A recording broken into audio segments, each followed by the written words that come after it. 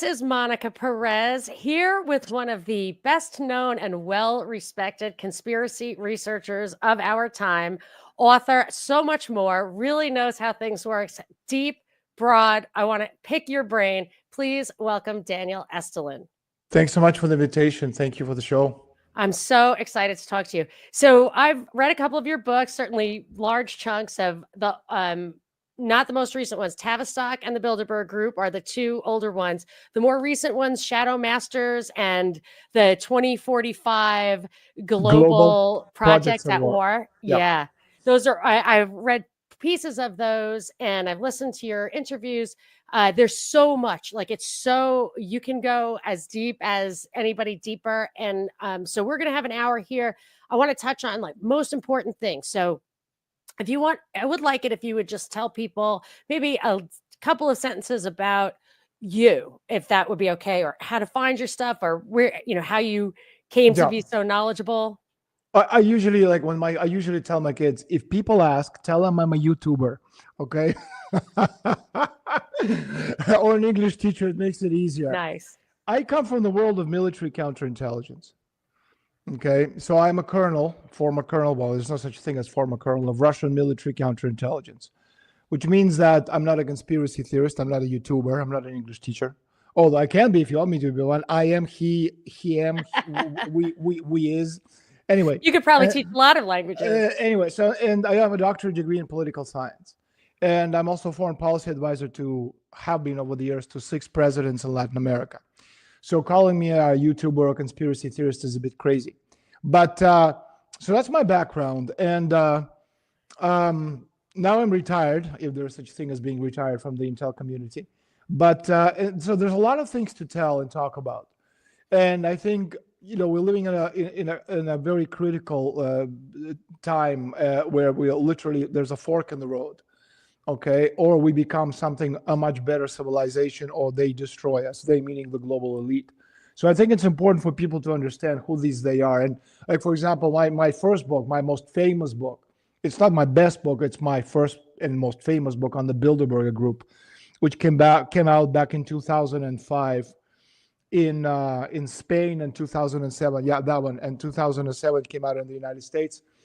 The idea was to help people. Well, actually, the reason I wrote it is because I was coming out of the intelligence work initially, my first time out, and I needed to eat. So I thought to myself, I could, I know lots of stuff about all kinds of different things, and some things I can talk about, other things I can't. But I needed, something that people, something juicy enough so people could actually say, yeah, this is, and so. It was kind of a process of elimination. The Soviet intelligence, the KGB, and we had a lot of information and access because we had infiltrated, obviously, Bilderbergers and other organizations many, many years ago. And Bilderberger back in the 50s and the 60s was a fairly important kind of mid-level managers of these private or societies. And a lot of information. And so when the book came out on the Bilderbergers, how people think and talk, they control, you have the coup d'etat, and the government, was taken over by so-and-so. And we don't really know who they are, whether it's the UFOs, the shapeshifters, the aliens, the Jews, the Masons, the Illuminati, the all-seeing eye. And so when my book came out on the Bilderbergers, suddenly they had a face, a name, all kinds of, because again, one of the reasons I decided to write a book on the Bilderbergers is because we had lots of documents and photographs and all kinds of other things, which you could actually prove and show people that these people exist. And so suddenly they had a name and a face, and you know how people are, lowest common denominator. So it's got to be the Bilderbergers, the all-seeing eye and all this other stuff. And it also helped, it helped the sales, obviously, but didn't help the overall understanding of reality. Because at the time, the number one best-selling book in the world or in the universe was the Da Vinci Code. And so the Da Vinci Code, the Merovingian conspiracy, the Jesus Christ bloodline, and the secret societies, the Priory of Sion, and all this other stuff, it all kind of got mixed in and mixed up, and you have this, this Waldorf salad of conspiracies. And so it helped the sales, but it didn't help the understanding because unfortunately people, without delving too much into it, decided, so these are the guys who control the world. And of course they don't. I mean, because of me, I guess to a certain extent, they even have a web page. So tell me, what kind of a secret society is it? I want to read you just something. There was a Council of Foreign Relations document written by William Weld. A lot of people signed off on it. Heidi Cruz, Ted Cruz's wife, signed off on it. Right. And one of the sentences in it was they wanted to create a North American advisory council with a complementary private body that would meet regularly or annually. This is a quote, to buttress North American relationships along the lines of the Bilderberg or Wehrkund conferences organized to support transatlantic relations. So they admit that they arrange it, that it's meant to be behind the scenes kind of governmental prop. So it's no longer in the realm of like, does it even really exist? And well, exactly. But again, the Council of Foreign Relations, it's an organization that came out of Cecil Rhodes's Roundtable, and in England it's called the Royal Institute for International Affairs, and they just have their branches like McDonald's branches all over the world. And then the other, let's say, if you're thinking of three groups that kind of do it on a mid-level level, you have the Bilderbergers, which is a more private one because there's only about 120 members who come to these meetings per year. You have Council of Foreign Relations, which is about 3,500. Yeah. That's an American, branch of these private organizations. And then you have the Trilateral Commission, which was created back in 1973 by David Rockefeller, Zbigniew Brzezinski, and also Jimmy Carter. Americas, Europe, and Asia, that's trilateral. And so these are the kinds of three of these private, they're not secret. Okay, when people say secret, it's like, let's define the word. Secret is you don't know anything about it. So, for example, Skull and Bones, which has been a very secret society because Skull and Bones is the American branch of the famous Bavarian Illuminati. Okay, and actually it became known in the United States in the 1980s, and it was totally unknown since 1832. So that's secret. Okay, but the Bilderbergers, they have, again, we're not talking about secret societies that control the world. And I think it's important to explain that because, 4-year-old geezer sitting at a table, holding hands, staring at a crystal ball, planning the world's domination. You could maybe get a 5-year-old to think that's how it works. But, we adults, I'd like to think that we're a bit smarter than that. So, again, if you want to call me a YouTuber, then that's how conspiracies work. And if you want to, look at I think you're a conspiratory researcher, not theorist. I actually there is not. A conspiracy. No conspiracy. I'm not. I'm a colonel in Russian military counterintelligence. Okay. All this other stuff just comes with the territory. Got it. Okay. You just it's part and parcel. I'm not James Bond. I don't do this kind of stuff. It's a different kind of thing. I'm an analyst. Okay. Analyst. Yes. So okay. I understand. This guy kills people. No, I don't. I'm an analyst. That's what people like me do. We analyze things. So when you say it's like crazy to think or whatever, it's naive to think that it's four guys sitting around. My biggest question when I think about how it really works, and I want to think about how it really works because what I see for America is I would have liked the Articles of Confederation, but I'm okay with the Constitution. I like the Bill of Rights. It's slipping away. Our processes are being undermined. I feel like we're giving our entire society, our country, the world over to the technocracy, and there's no way to stop it. But because there's 24/7 propaganda from the highest levels to, Fox and CNN or the newspaper to the alt media, like the people who seem like conspiracy researchers who are also controlled opposition. So I want to understand if they have to propagandize us constantly, they don't have a solid grip on power. And if I feel like if we understand a little bit better how it works, maybe forewarned is forearmed. Maybe it's easier. So my biggest question about how it really works is there, how centralized does it get at the top? I see China and Russia and India and Europe and the US and England, they have different interests. But when it comes to COVID, they all have the same bizarre policies. Now, China's vaccine was not mRNA vaccine, so that's kind of interesting. but they seem to collude on that kind of stuff. Yet they seem to be at really in pitched battle over certain types of computer chips between China and the U.S. So I just wonder where the that their collusion ends and their competition begins, or are they totally colluding or totally in competition? Well, again, real power is the secret power. And so if we talk about Bilderberg, it's not secret society. It's out in the open. They even have a website, bilderbergmeetings.org, I think it is. And so the world elite is a kind of a combination, Monica, of royal families, not all of them, of course, the old European aristocracy, the bankers, the industrialists, and they're connected by business, by family, by occult ties, organized in closed lodges and clubs and commissions. It's kind of a network of family businesses, fondies, as they call them in Italian, that has existed in its present form over the past approximately 200 years.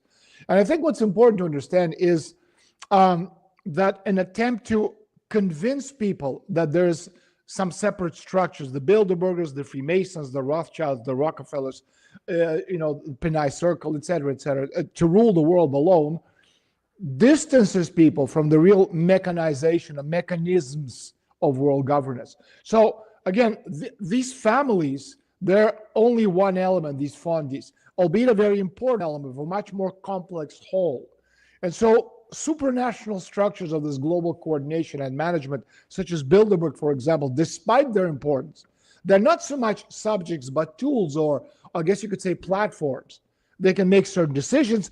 Bilderberg is not, the tip of any pyramid, but the basis of these decisions, the agreements previously reached between the main groups of world elite on a much, much higher level. So if we simplify what I'm trying to say, because we have no time to really get into the logistics of how these things work on a much more complex level. In some of your books that really I do gets in my deep. books. Yeah, of course I do in really my gets books. Deep.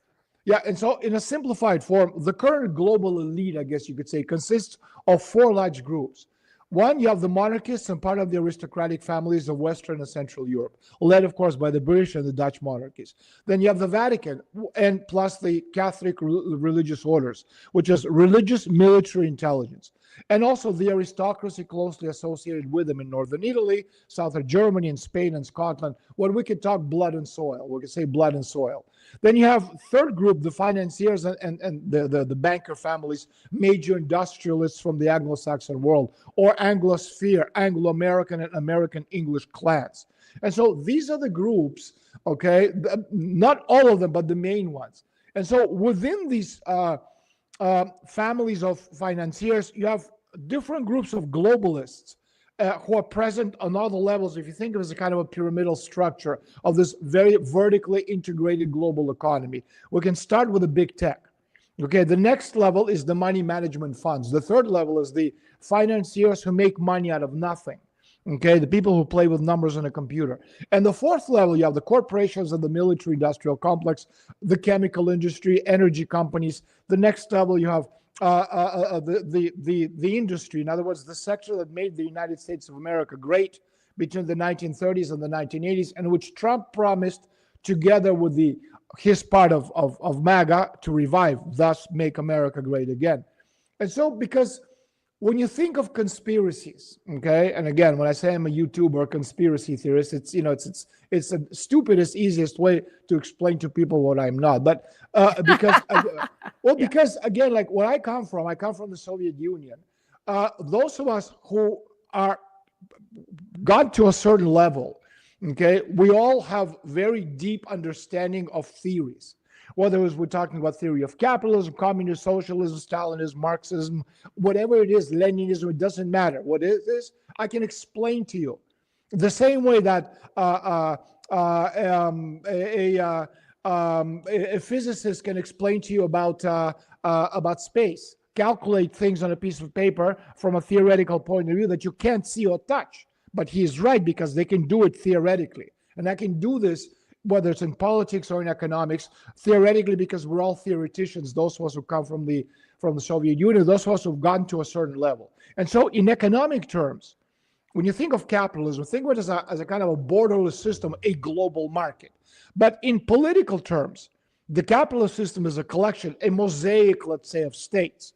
If you look on the map, in Google, each country is different color. You have red colors, blue, yellow, green, orange, and combination. So each country has, is painted in a different color. But the economic interests of the bourgeois, especially the larger, especially the financial bourgeois, they go far beyond the borders of a single state. So if you look at the Rockefeller, he's not happy just doing business in America, in Iowa. He wants to do business, in the entire world. And often these interests, they cannot be realized without obviously violating the borders of other states, both their own and neighbor states or countries who are not your neighbors, because you want to do things which you really can't do, but you want to do it anyway because you can make money. And therefore, the global capitalist class objectively needs supranational structures. And so there must be, if not secret, at least close to the general public. And that's what these Bilderbergers and the Trilateral Commissions are, because the Trilateral Commission and the Council of Foreign Relations, they also have web pages. So they're not secret. So anybody says, no, it's not secrets, they're not secret societies. If it was secret, you wouldn't be talking, you wouldn't even know that they exist. You'd have zero inkling that these societies exist. But the fact is that you even, with your stupid pea brain, you can even say that is because you know something about it, which means they're not secret. And so in this way, the contradiction between the economic integrity and political fragmentation of the capitalist system is eliminated. And so the idea of dismantling the idea itself of a nation state and replacing it with state corporations, in other words, one world company limited, corporations that have more power than any government on the planet, and we have that today. We have BlackRock, we have we have Vanguard Group, we have all these different corporations, state corporations, as a kind of a fundamental element of the planning of the global elite. And again, this isn't new. It was in fact brought up for the first time at a Bilderberger meeting back in Canada in 1968 in Mont Tremblant. It's a little mountain skiing resort town on the outskirts of Montreal. And at that meeting back in 1968, George Ball, he presented a summary of advantages of what he called this new neo-colonialist world economy based on the concept of World Company Limited, and described some of the obstacles that had to be removed for his successful achievement or integration. And so according to Ball, the first and most important aspect that the elite needed to remove was what he called the archaic political structure of the nation state. In other words, to translate it to a much simpler, words, what George Ball would like to know is how can a global company like BlackRock or like Vanguard Group or whoever, it doesn't matter, one of those, be established whose authority far exceeds that of any government on the planet. And actually, if you think about it, it's quite simple. I mean, today's, for example, a representative democracy, if you want to call it that, is based on what? On an elected, quote unquote, government, which is a head of state and large deliberating body, Congress, etc., that can be overthrown at any time by orchestrating crisis, if not just ask the Ukrainians or any other country that the Americans have decided to, change the government through color revolutions. And then you have the third power, which is the independent central banking system. Again, independent in quotes, is charged with finance. And so in the United States of America, this independent banking system is called the Federal Reserve System, which is a privately owned banking system linked to the Bilderbergers and all these other organizations. In Europe, this independent banking system is called the European Central Bank, whose monetary policies are designed at meetings such as the Bilderberger meetings. And in Britain, this independent system is run by the Bank of England, whose members are also full-time members of the Bilderberger Inner Circle. And so this independent central banking system controls the issue of the currency, controls interest rates, national credit, and when the government, whatever government it is, causes this elite discomfort, it uses its power to orchestrate the overthrow of such government. And we didn't have to go to communist countries or third world countries or Africa. Margaret Thatcher, the Prime Minister of Great Britain, she was ousted by her own Conservative Party because she opposed transferring British sovereignty to the Bilderberger designed European superstate. Doesn't mean Margaret Thatcher is a good person. She's not. But she opposed these people and they got rid of her. And this is what, Kuhn and Loeb, Lehman Brothers, that's what they've created on a global scale through mergers, acquisitions. Again, going back to the 1960s, or from the 1960s to the present day. And so in past decades, the entire policy of the deregulation of the United States banking and business sectors was precisely set in response to this model scenario for creating these giant corporations for a new empire whose intention is nothing less than perpetual war, which is why, again, it's once you understand how things work, okay, you don't need to be a conspiracy theorist or YouTuber to explain it to people, and hopefully this explanation serves its purpose, because again, it's not very difficult. It's not, it's not a conspiracy theory. It's a coincidence theory. Things happen. Okay. It's just a matter of doing it well or not doing it well. As we say in the intelligence, you have the well-planned and badly planned operations. The rest is a conspiracy theory. It seems like this operation, which had probably a stated goal, like you were saying, and action has been taken to achieve it, and progress has been made. It seems intergenerational in nature, that it's going to go on from decade to decade, and without a central body. Does that? I mean, how does that happen? It's just you pass it on to the next guy who, like Klaus Schwab is retiring, and then just another guy will take his place. Like Rhodes died, and was it Milner who took his place? Like it just builds on itself. But over time, maybe that would erode or run its course. Do you think that this thing is going to have a lifespan, or do you think once they implement the technocracy, there's no turning back? Well, there is turning back, because again, the selection, whatever you want to call it, of Donald Trump becoming president of the United States is an example that there are several forces at work. Those who say, everybody, it's all agreed on it. No, it's obviously is not. Okay, you have different groups and different interests. And the problem is, okay, that this model that we're seeing right now, it can only work. It's called infinite expansion. You can only grow, and according to them, to the global liberal banking financier model, you can only grow as long as there are territories you can conquer. But once you've conquered the entire planet Earth, as we're seeing right now, we've reached the limits of growth. Yeah, the limits of growth. That's one of their books. Well, exactly. So, but the idea is that, to survive, we need to kill people. Okay, because humanity is, we the people, Homo sapiens, we, according to the elite, the biggest danger for the survival of the planet. So, to save the planet, they need to kill us. But the thing is that it's not a homogeneous group. Okay, and so if you look at the United States of America, the last American president, let's say, okay, not the representative of One World Company Limited, but president of the United States of America was Richard Nixon. They got rid of him through this orchestrated Watergate crisis. And so every other president, you had Gerald Ford, you had Ronald Reagan, you had Carter, you had Reagan, you had Bush, Clinton, and it's not, he's a Republican, he's a Democratic, but it doesn't make a difference. Okay, what they did do, what they basically taught us, the people, to do, is to divide everything into black, white, left, right, Democrats, Republicans, capitalists, communists. They make you decide. So who are you for? For the New York Mets or the New York Yankees? I'm not from the United States. I don't care who. I didn't even know anything about baseball. You have all these guys standing around throwing a ball at somebody's head. I don't know anything about it. I'm not for it. No, you have to decide. No, I don't. And so the thing is that you had all these, and because really the only difference up until Trump between the Republican and the Democratic parties, the rights were abortion. Everything else was exactly the same. And so, but with Trump's arrival, and again, those people saying, he's pro-Trump. I can't be pro-Trump, people. I am from Russia, okay? I have no horse in your race. I'm from a different country. Now, there are things that Trump does could benefit my country. I look at it from this perspective. So are you for Trump or are you for Biden? I'm not for either one of these people. I'm not from your country.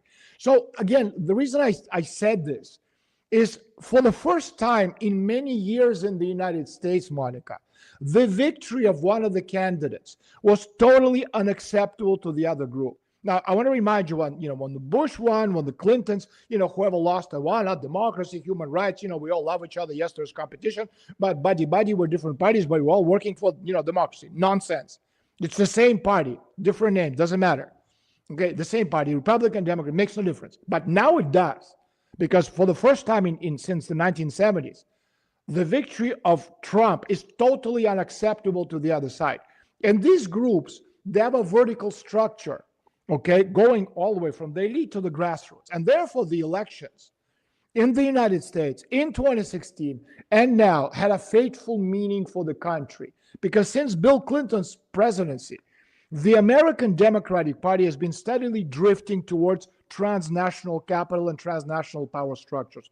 And so, in fact, Clinton was one of the creators of globalization, and globalization was based on the European principles of free movement of capital, information, and goods and services, labor, and all that's been reinforced by the green agenda, the ideas about global warming, and at the same time, the degree of state sovereignty was automatically reduced. And so the United States of America, as the world's biggest economy, has been one of the, if not the biggest beneficiary of globalization. And the more the United States became a globalist country, the less American it remained. Okay? And the United States has always had many patriots in the country. And so you have this rift between the United States as a nation state, as a constitutional republic, and the Democratic Party. And this rift is absolutely, before, like, with the Bushes and the Clintons were all buddy-buddy. Okay? So when Carter died, you had all these, the Bush and Obama all sitting there, playing whatever, footsie with each other. They're all buddies. It doesn't make a difference what, it's like World Wrestling Federation. But now there's this clear rift, and it's visible for all to see between the United States as a constitutional republic and the Democratic Party. And it's totally visible. And so this whole thing is based on the idea, which cannot exist on the planet Earth, of infinite expansion, because planet Earth is a globe of limited space. Now, you can expand as long, you can get bigger and expand at the expense of somebody else, as long as there's somewhere to expand. And so at the end of World War II, you had two economic models. You had the capitalist West with the United States as, at its head, and you had the Soviet Union and satellites. And each of these groups controlled about 50%. Well, the West controlled about 55, 57% of the world economy, and Soviet Union and satellites 43%. Okay, and they coexisted. But in 1991, the Soviet Union collapsed. And it didn't collapse because socialism was worse than capitalism, because in 1991, the Soviet Union was growing 11% per year, and Russia's GDP globally in 1991 was bigger than America's today. So it has nothing to do. It has to do with the fact that because in Russia, everything belonged to everybody in the Soviet Union. Speaking of the oligarchs, if you wanted to control the country's wealth, you needed to destroy it from within, okay, and privatize, which is exactly what they did. Who, how, what, it's a conversation for another day. Anyway, what we're talking about is infinite expansion, which cannot exist. And so the model, which is called Bretton Woods economic model, which has been around since 1944, that model is on its deathbed. Okay, so and speaking of globalization, globalization is dead. On Earth, there must be several lines of development and large structures competing with each other. Otherwise, the social system becomes too simple, too rigid, and too dangerous. Now, you can explain that to the guy, who lives maybe in Tennessee and doesn't know anything about anything, but to people who have at least basic understanding of theories, okay, that's how things work. And so globalization, it wants to simplify the world and make it homogeneous. Like McDonald's, anywhere you go in the world, it's the same McDonald's. But the laws of development and the logic of the system say that the world cannot be homogeneous. It's impossible. And so as a result, the cost of maintaining globalization began to outweigh the benefits of globalization itself. And from now on, it's necessary to introduce palliative forms of fighting globalization, or to abandon globalization and divide the world into blocks or regions. And that's what we're seeing right now, regionalization of global economy. In fact, Brexit and BRICS were the first real attempts to regionalize the world economy. And so Trump is carrying out a policy that is completely consistent with the national interests of the United States, including a tough immigration policy. Again, for those hard of hearing or who have problems with memory, I'm not an American citizen. Okay, I don't really care what happens in your country because I'm not from there. I talk about Trump as someone who understands politics the same way as I talk about an orangutan or an apple. I'll be analyzing it from different perspectives. So Trump, what he's doing makes absolutely perfect sense if your idea MAGA, Make America Great Again, save the United States at the expense of the global liberal banking financier system. And what the global liberal system wants to do, that includes the Rockefellers, the Soroses, the Democratic Party, etc., because they're not American, they're the enemies of the United States. What they want to do is they want to destroy the United States to survive themselves. Why do they want to destroy the United States? Because that's where the money is. Okay, that's why they want to destroy the United States, to save themselves. And so anything that Trump does, the Democrats want to sabotage his decisions. And so we must understand that there are two economies in the United States, just as there are two countries in the United States. You have the red country and you have the blue countries. And no state, in other words, the states in America, such as Tennessee, Nevada, etc., they do not have the resources to support two economies. And no one will support the economy of the oceanic states, which means that their economies will be destroyed, which means that the United States of America is very close to a Civil War 2.0. But again, these kinds of things, they're easy to explain if you understand it from a theoretical point of view. If you're just looking at it, Trump is a crazy guy. Okay, he's doing all this horrible stuff. He's working with China. He's, the tariffs up to 5,000%. Trump is not crazy. He understands exactly what he's doing. What he's doing is the global economy is a consequence of global liberal banking, liberal financier cartel.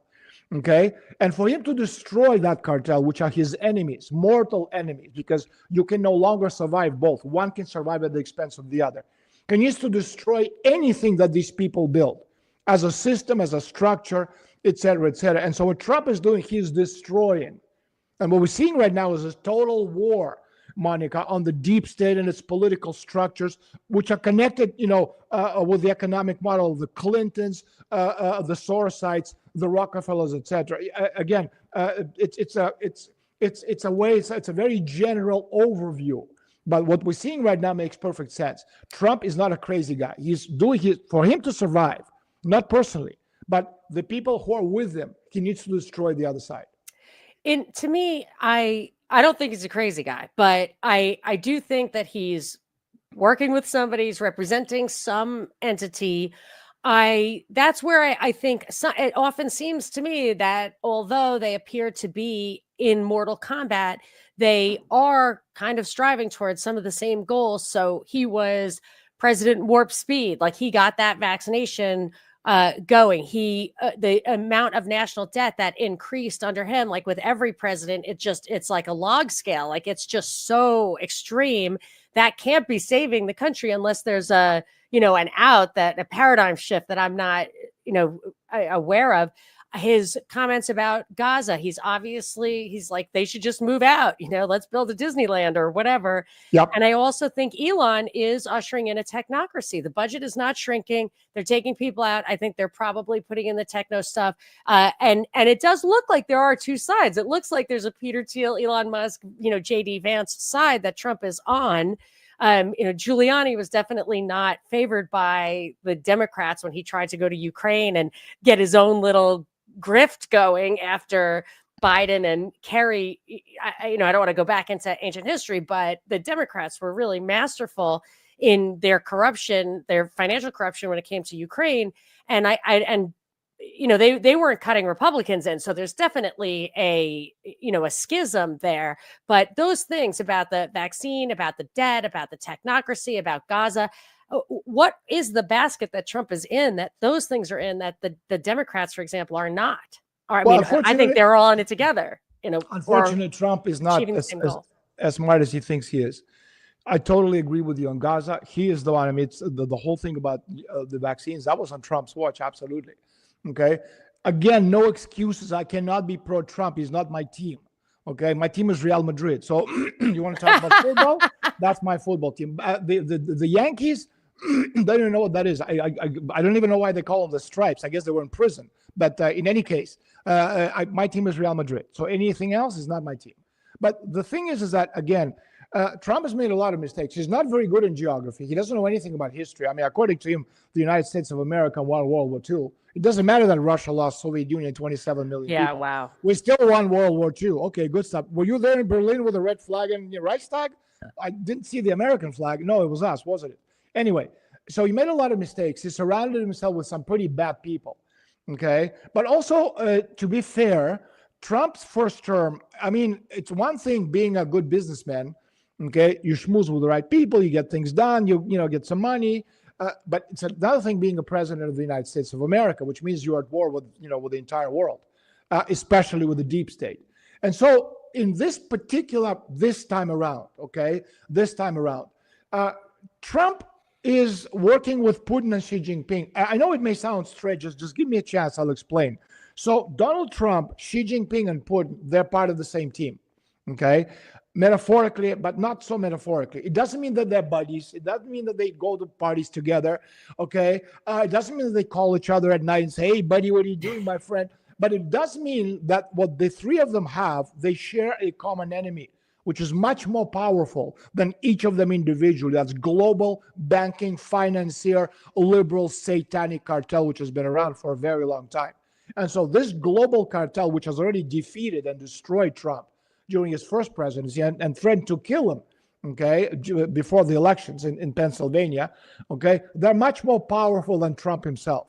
And you could say the same thing about Russia. The general director of Russia's central bank, think of it as, Russia's Jerome Powell, okay? Well, Putin has had zero luck of firing her.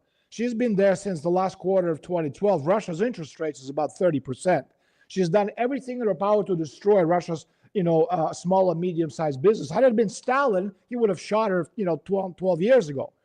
But Putin can't touch her for the same reason that Donald Trump cannot get rid of Jeremy Powell. He just can't, because he said, somebody asked him, if Trump asks you to leave, are you going to leave? He said, no. Okay. He can't get rid of her, because if he did, and he put somebody in place who was a Russian patriot, who actually wanted Russia's economy to be better, okay, then the International Monetary Fund, which not only named, but, proclaimed Nabiulina, that's Russia's director of central bank, twice over the last 10 years, the best banker in the world. Not because she's the best banker, Monica, but because she's done more than any other country in the world to destroy Russia. Okay, which is why she's been given twice the medal as the best banker in the world. So if Putin got rid of her, killed her, or drowned her, or sent her to the moon, and put somebody else in her place who's a patriot, then the International Monetary Fund would immediately emit a report saying that the new director of Russia's central bank is an incompetent boob, okay, which means Russia's, credit rating would go up, through stratosphere. And because private corporations cannot have a higher credit rating than a sovereign government, Russia's economy would collapse onto itself in 24 hours. And so Trump, Putin, and Xi Jinping, they share a common enemy.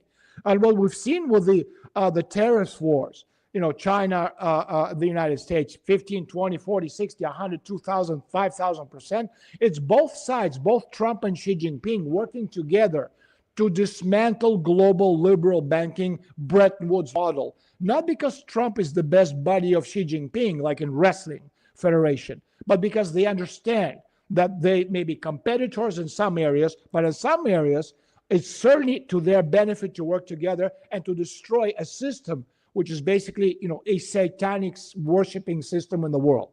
So that said, you have to understand that Trump benefits from Russia's victory, not because Putin has some secret information or Donald Trump, as American media says. No, because it's a defeat of transnational corporations, which means it's an advantage and benefit for Trump. And so you have Trump and MAGA on the one hand, plus big industrialists like Lockheed Martin, military industrial corporations, the largest in the aviation field, plus some elements of the intelligence system, such as a Northrop Grumman Corporation, Raytheon, Silicon Valley, which in 2016, you only had Peter Thiel on Trump's side. Now the entire Silicon Valley pretty much are with Trump. Versus, who are the enemies? The U.S. Democratic Party, which has basically migrated from the United States, from New York and central operations, because that's where the money is, okay, to Brussels or to London. So you have U.S. Democratic Party of London as the center of this evil, horrible British Empire in decay, Brussels as the center of the European Union, Ukraine, the deep state, the NATO alliance, the Soros group, the Rockefeller group, the Clintonoids, Okay. And so on the deep state side, we also have the intelligence agencies. We have the group, let's call them Moore Burns.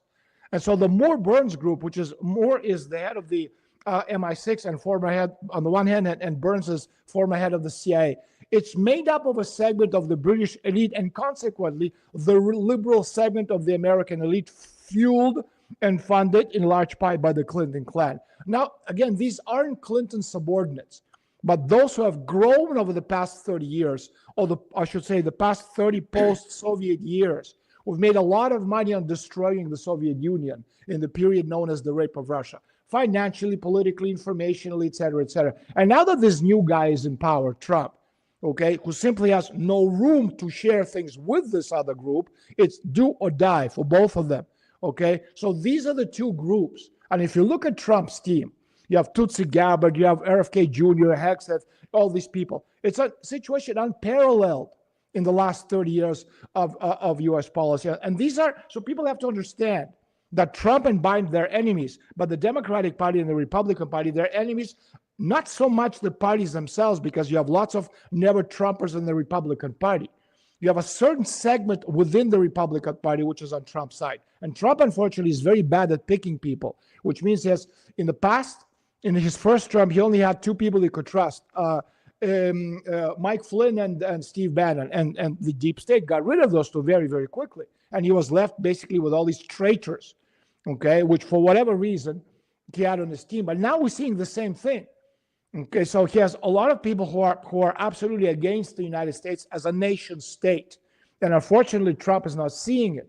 And the consequences of these mistakes this time around are going to be dire, because we're running out of time as humanity, okay, to change the model. Them, because their model is on its deathbed, and us, because we need to create something new. And that something new doesn't exist.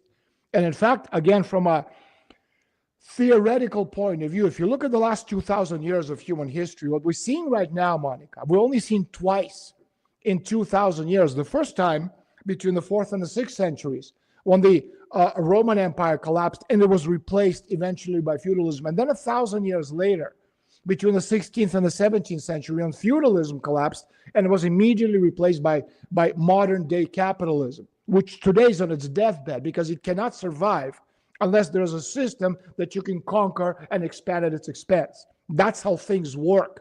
And that's why I'm saying American system is on its deathbed. Okay, capitalism is dead, and what's around the corner, nobody knows. Because if before one system died and it was fairly quickly replaced by another system with another language, another set of values, right now we have no language to explain what's coming around the bend. And by language, I don't mean English or Spanish or Russian or Mandarin. I mean the language of economics. We don't have the brushes to paint the picture to explain what this world is going to look like. And that's a big problem. Because if you don't have that, this vacuum is going to be replaced with extreme violence. I want to hear about that. But there is already a problem with the language, in my opinion. And I think it's what creates a schism between people like you and people like me. I'm historically a libertarian. I think every single like labeled political thing in the US is basically a setup. I just, if it did have hope, it would be hijacked, somebody get killed, whatever. But what I was taught at my father's libertarian knee was capitalism is mom and pop entrepreneurship. And I can look at the stats, the economics of different countries and talk to people, whether they're in Europe or Africa or Latin America, Canada, that a big part of why we have in the US a higher per capita wealth or standard of living. There are many reasons, financial reasons, currency reasons, all of that. But people often point to, and I think it's valid, that's a little easier for us to start businesses here, for example. So there's a capitalism that's, economic freedom and markets that regular people can access. And then there's this financial capitalism, which is highly exploitive and captures governments. They are responsible for a very deceitful representation of what they are doing as if it were free market based. So I think what happens is if you're anti-imperialist, anti-colonialist, you can just throw in anti-capitalist, but it scares somebody like me who doesn't want a socialist alternative. So if you want to comment on that's fine. And also, but is the next step, it's not financial capitalist, mom and pop entrepreneurship. It's not socialist.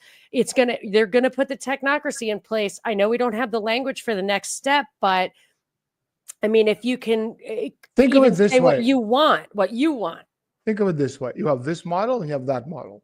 This model is, let's all of us work together, okay, for the common good of humanity. This is our planet. It belongs to everybody. We want everyone to get better, stronger, faster, healthier. We want everyone to love each other. We have to be there to protect our older generation. We've done everything for us. We have to make sure that the younger generation is brought up correctly, et cetera, et cetera. And you have this model, which is saying, the elite are saying, you are going to work for me, and I'm going to take everything yours, and I'm going to steal it from you. That's how Rockefellers understand sharing. So when Rockefeller talks about sharing, people say, oh, bravo. No. He's not talking about sharing his wealth with you, moron. He's talking about stealing whatever little you have and taking it for himself. That's sharing Rockefeller style, Rothschild style, the elite. So you have two visions of the world, okay? It all depends what vision you understand. If you like this vision, which is the vision of common good, then we all work together. If you like this vision that, no, you are going to work for me, I'm going to collaborate with you, no, you are going to be my slave, okay? Which is, if you look at the history of humanity, it's always been the case. Yeah. There's, unfortunately, again, the problem today, okay, the reason that we are going past globalization to regionalization of global economy is because there's simply not enough for everybody. I'm not talking about space. I'm not talking about, food. I'm not talking about that. I'm talking about wealth in general. You need to create wealth, and we're not creating that. We're destroying wealth because the elite understand perfectly well, okay, they're deindustrializing the world because for them, the idea of capitalism is on its deathbed. They understand that.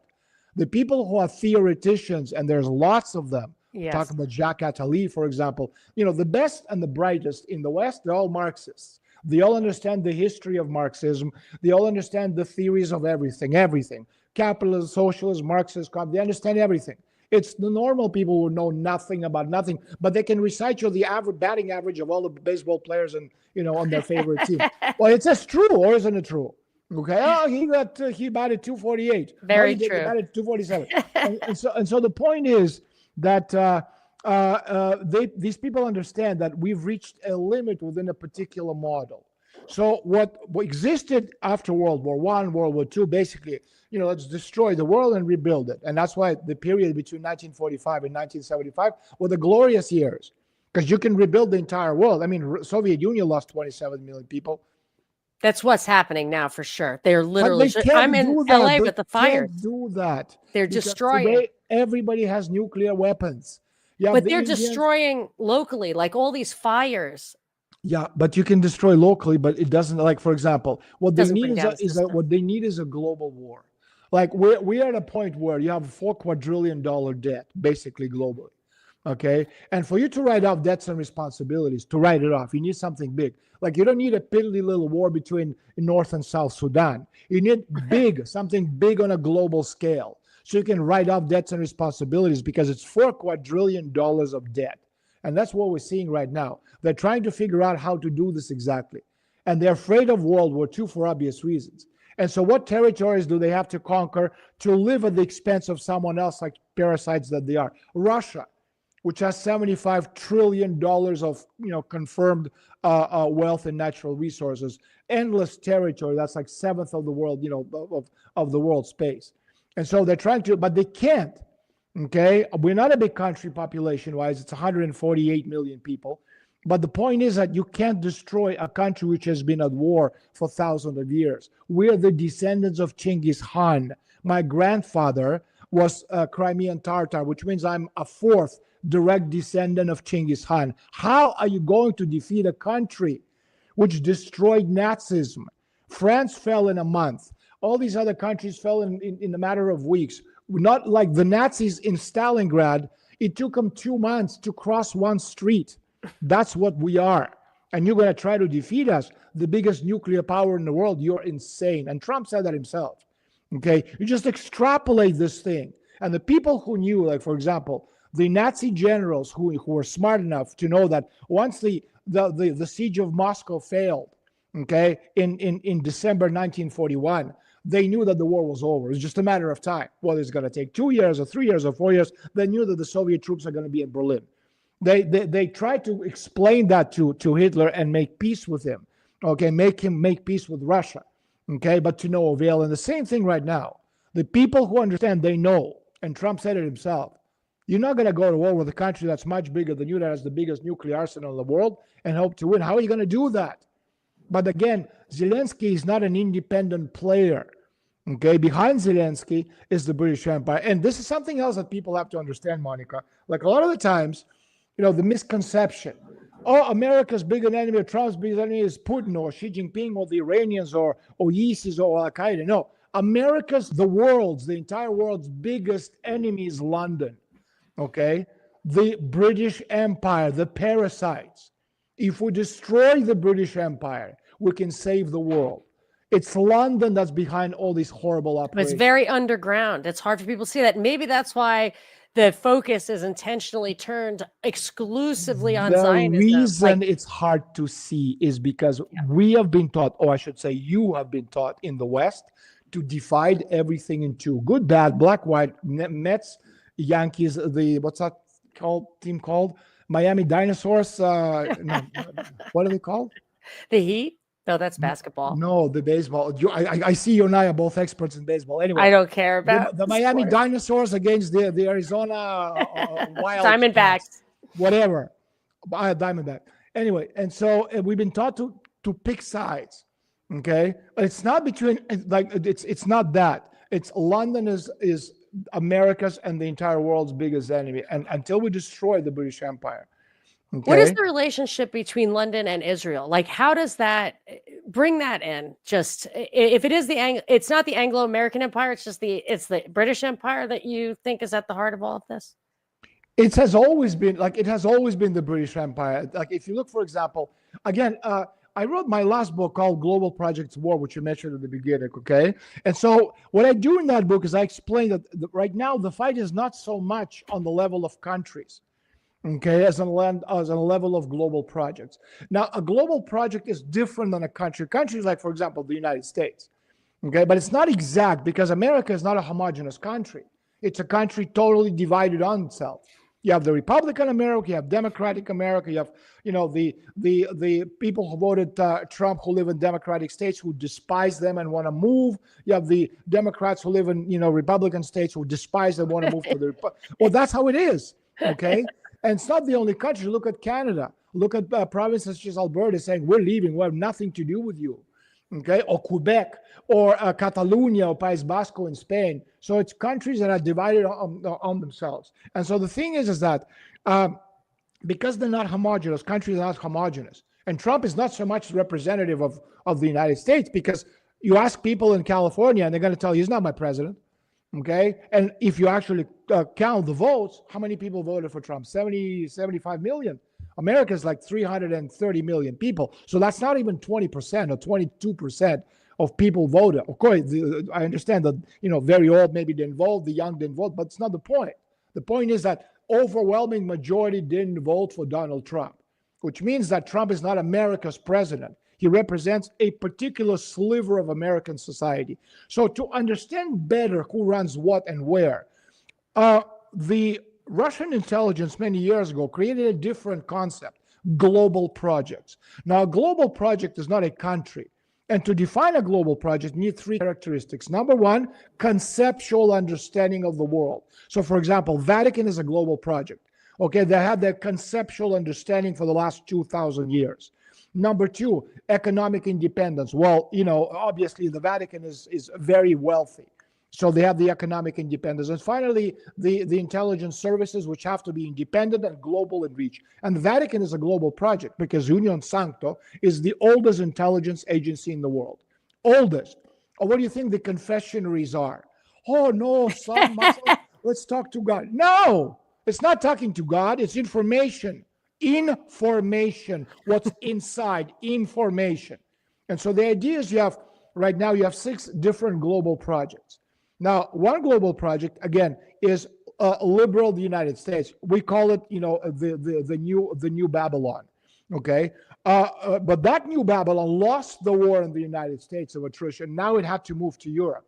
Another project is Great Europe, which is conceptually that's the Vatican, and ideologically it's what we call the landed aristocracy, blood and soil, the aristocracy which has been there for 1,000 years. Another global project is London. That's New Jerusalem. It's not Israel. Okay, it's the Kabbalistic project. Another project is Great Eurasia with its capital in Moscow. That's not Putin. Okay, that's most likely the project, the third horde of Genghis Khan. And then you have the Chinese project called the Datun, the Great Union of the Yellow People. And you have the Islamic project out of Turkey, which is the Red Sufi Tariqati project. And these are the global projects right now. And so global projects, they trump religious beliefs, they trump national interests, they trump partisan preferences. And this is the situation behind the scenes where agreements are made at the level of closed clubs. And so, for example, in the United States history, several presidents, beginning with George Washington, they were 33rd degree Freemasons.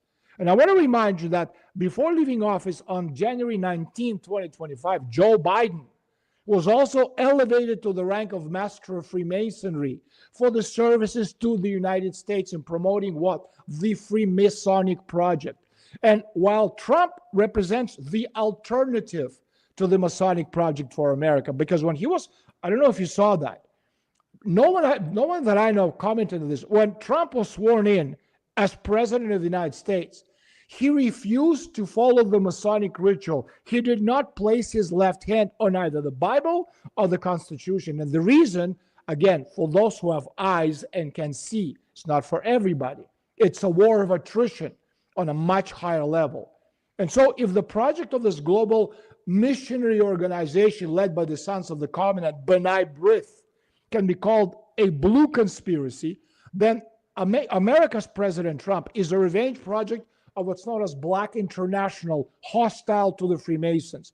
And so the Black International is a revanchist political movement.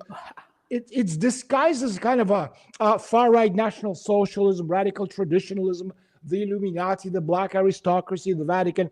And so, again, if you think about this, okay, people are saying, why is Trump supporting the Shabbat Lubavitch? Trump's course is black. Not the color black of his skin, but the Black Project, the Black International, like the Black Hats of Shabbat Lubavitch, which is a branch of Hasidic Judaism named after the three higher Sephiros of the Kabbalah: wisdom, understanding, and knowledge. Shabbat is in favor of ending the war in Ukraine. Why? Because the resettlement of Jews for the ceremonial meeting of the Mashiach in beloved New Khazaria, where Shabbat has its largest cultural center in Dnipropetrovsk, today known as Dnieper. Okay, that's the plan. But the question remains, who is responsible for the design and creation of this new world order? And it's not even a question for the Russian authorities, for the normal people, for the conspiracy theorists. The answer to that question is on your $1 bill, where it says Novus Order since 1928. Okay, lies in the main currency of the young money of the capitalist era, the United States dollar. This is the all-seeing eye of the great architect of the universe, where his radiant will is carried out by the builders, which are the Freemasons, who are at war to the death with Donald Trump. Okay, I know you have a heart out, so I'm going to say two things. I'm a little skeptical about Trump being that independent, and he's not independent at all. Yeah, Absolutely no, but I mean, not. like, I think the assassination attempt was staged. But what I'm saying is, you are opening my mind to the possibility that there are actually two factions, one of which he represents. And I want to ask you if my next exploration into that idea is best served by, if I was going to read one of your books next, the 2045 Global Projects at War. Absolutely. Yeah. Tectonic processes of global transformation. I now understand what you're saying. Like, if I dig into that, I'm going to get a few more answers, maybe a lot more answers. You're going to get a lot more answers. And again, it's like in any conflict, you can have lots of participants, but it's always two teams. Okay. It's two sides fighting each other. Okay. So you have Trump and MAGA on the one hand, plus big industries like Lockheed Martin, military industrial corporations, some of them, especially in the aviation field, the intelligence systems, Northrop Grumman, for example, Raytheon, plus Silicon Valley against the other side. U.S. Democratic Party, London, Brussels, Ukraine, the deep state, the Soros, the Clintonoids, the Rockefellers, the NATO alliance. And also on the deep state side, you have the Moore Burns group, which is the intelligence apparatus. And let's not forget, remember the famous photograph when Zelensky, after his fateful meeting with Trump in the White House, where they kept yelling at each other or spitting at each other. Okay, he went to London and he met with the King of England, Charles III, who just happened to be the head of the global Freemasonry. Now, why would they parade a guy, okay, who is on his deathbed, who is very, very, very sick, who's got cancer of everything? Why would they parade him for all to see with Zelensky? Because the idea is to make sure that everybody understands, those who have eyes and can see. In other words, making the invisible world visible. That's what you and I are doing right now, explaining to people what's beyond the typical stuff you read in the newspaper. Making sure everybody understands that in this fight, on the side of evil is the global Freemasonry, because King Charles III, he is the head of the global Freemasonry.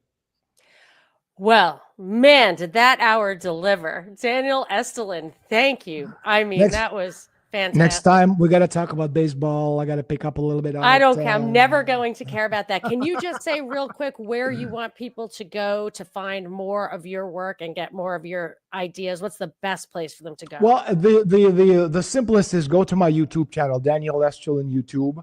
We have the English and the Spanish channels. We've been demonetized for obvious reasons for spreading the crazy, wild conspiracy theories about the Yankees, and also we do a lot of stuff which we obviously can never put out in the open on YouTube because it'll just eliminate us. So you can go for subscription-based stuff on Estulin, Estolin, Estulin.media. And that's where we have subscription. We do amazing interviews in English and in Spanish. We do everything is in 2 languages. We do weekly intelligence conceptual reviews where in about 45 minutes every week I record a video as you and I are doing right now, except it's a monologue where I explain different things, on a theoretical and political, on esoteric and economic levels. We do webinars. I had a 4-hour webinar on Freemasonry and secret societies, another 4-hour webinar on the Egyptian high priests. People ask me, why are the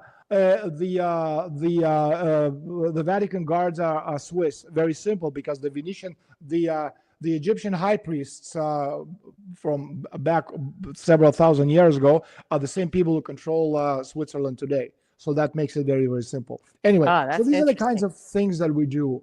And so join us, Estulin.media, or go to our free channel on YouTube in English and in Spanish and join us. Thanks a lot, Monica. Thank you so much. Please, I know you got to go, but if you could leave your browser open so that this continues to upload in my StreamYard, I'd appreciate it. And if people want to, can I give them my email address? Whatever you want. Yep. Everybody except the CIA and Mossad boys, do not text me. Obviously, this is, how this guy comes from the intelligence. I use Gmail. I use Gmail to order pizza. Okay. So it's daniel.estulin.es@gmail.com. Beautiful. Thank you so much. Thank you so much. I hope to speak to you again. Absolutely. Count on that. Bye-bye. Bye, Daniel.